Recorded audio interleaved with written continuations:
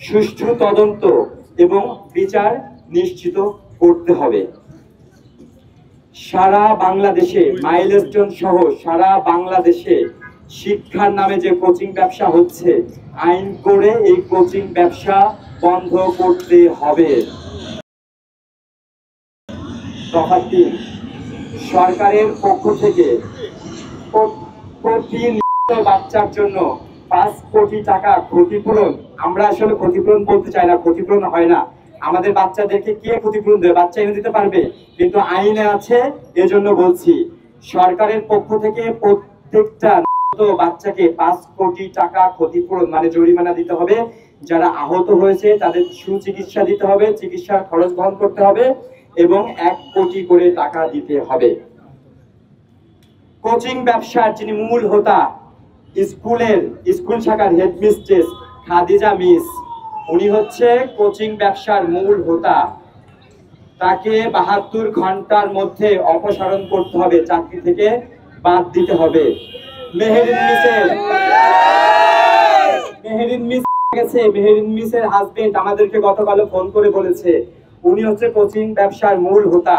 Coaching ব্যবসা করে উনি ঢাকা শহরে 3টা ফ্ল্যাট কিনছে, আপনারা তদন্ত করে দেখতে পারেন। উনার বেতন হচ্ছে 40,000 টাকা। মেহেরিন মিসের হাজবেন্ড বলছে 40,000 টাকা বেতন পেয়ে উনি 3টা ফ্ল্যাট ঢাকা শহরে কিভাবে কিনছে। আপনারা চাইলে মেহেরিন মিসের হাজবেন্ডের সাথে যোগাযোগ করতে পারেন, তিনি আপনাদেরকে বলবে। আমরা 72 ঘন্টার মধ্যে কোচিং ব্যবসার মূল হোতা যিনি পার্সেন্টেজ খেয়ে 3টা ফ্ল্যাট কিনছে তার অপসারণ দাবি করছি। দফা 4, স্কুলের পক্ষ থেকে প্রত্যেক বাচ্চার জন্য 2 কোটি টাকা, প্রতি আহতদের জন্য 1 কোটি টাকা জরিমানা দিতে হবে। সরকার এবং স্কুল দুই বিভাগ, দুইজনের তরফ থেকে আলাদা আলাদা করে এই আহতদের জরিমানা দিতে হবে।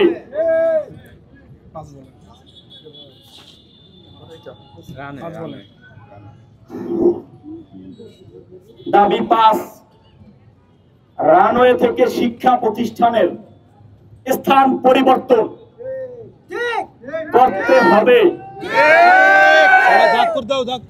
অন্যথায় রানওয়ে স্থান পরিবর্তন করতে হবে।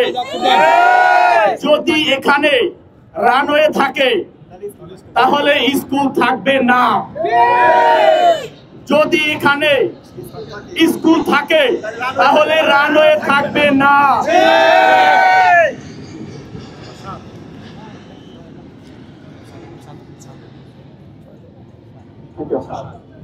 দফা 7, স্কুলের সিসি ক্যামেরার ফুটেজ আমাদেরকে দেখাতে হবে। আপনারা জানেন ঘটনা পরে কোন সাংবাদিককে ঘটনার স্থানে প্রবেশ করতে দেওয়া হয় নাই। আমরা চাচ্ছি সমস্ত মিডিয়ায় স্কুলের সিসিটিভি ফুটেজ তখন কি ঘটেছিল সেই ভিডিও আপনারা পাবলিশ করেন এবং আপনাদেরকে সেই সিসি ফুটেজ দিতে হবে। দফা 8, বিমান বাহিনীর প্রশিক্ষণ ব্যবস্থা জনহীন জায়গায় করতে হবে। ঢাকার শহরের মতো জায়গায় বাংলাদেশ বিমান বাহিনী যদি প্রশিক্ষণ বিমান চালায়, এই ঘটনা প্রতিনিয়ত হবে। আমরা এর প্রতিকার চাই। জনমানবহীন জায়গায় প্রশিক্ষণ বিমান চালাতে হবে।